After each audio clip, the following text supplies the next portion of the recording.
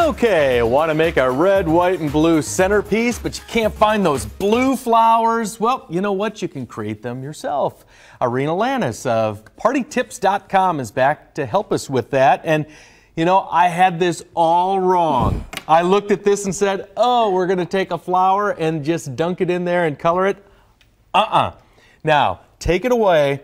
Tell us how you do this, and don't turn the channel whatever you do, because this is one of the coolest things I have ever seen. Oh. All right, take it away. Okay, so the beauty of this is we're going to be stem dyeing flowers. Now, for anybody that doesn't want to do this, like they're just like, I've got an hour before my party and I need a blue flower, you can actually get spray.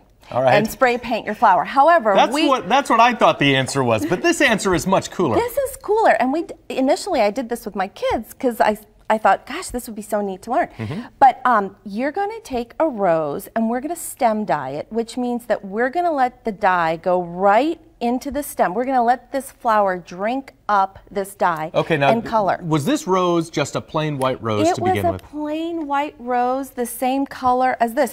This is the same rose. So okay. You want to start out with white. All right. That's when you get the best color. So all I took was a vase and then food coloring. That's the key, and you can use gel or you can use liquid, but don't use like clothes dye coloring or anything, because we did it and the flowers died. So there's no chance of that happening. So so food coloring, that's key. And then and how much do you need in there? You know what? I like to put a lot, because why risk it?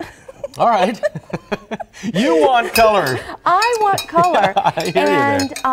And I'm just gonna, mix this up. And with the nice thing about the liquid dye is that it doesn't take long to get really dark. Whereas with the gel dye, it takes a while. But anyway, you let it get as dark as it can, almost black.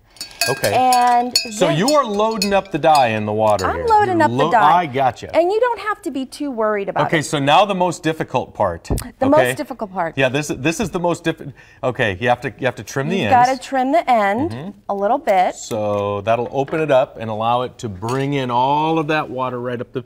Okay, now what do you do? Now you wait. I'm good at this part. Hours. Okay, so this is a 24-hour process. It is, and it depends on the flower too, because I've got flowers here that I've put in for as long as I've done my rose. Roses are the best. This is what you want to work with. Now, after 24 hours, is it pretty much done, or would 36 hours give it even more color, do you think? You know, I've noticed that after 24 hours, I have the color that I want. Okay. But you could go 36, and I would recommend you try it out and have some fun. Your kids are going to love this project. Okay, now this, and I have to put this in there because you said, and see if I've got this right. Yes. Get a tight shot on this, can you? I'm not actually going to cut it because I know what would happen. I go all the way down to my finger. If you take this and then you split the stem right in half, kind of like so, all the way down, what, about 3 inches? Or maybe 4 or 5 inches, and then you put one half in a red color, the other half in maybe a blue color or different colors. What does it look like? It's going to look like tie-dye. Is that right? Yes, okay. It is so cool. You have to try it. You can even split the stem 4 times and put it in different. So I'm not good enough with one of these to do that. I know, you really have to be. Arina, this is one of the coolest things I have ever seen, and to do that to the flowers is just amazing, and I've got to try this at some point. I definitely will. Hey, thank you so much. Thank you. Awesome. Hey, back to you guys. I've got some work to do here.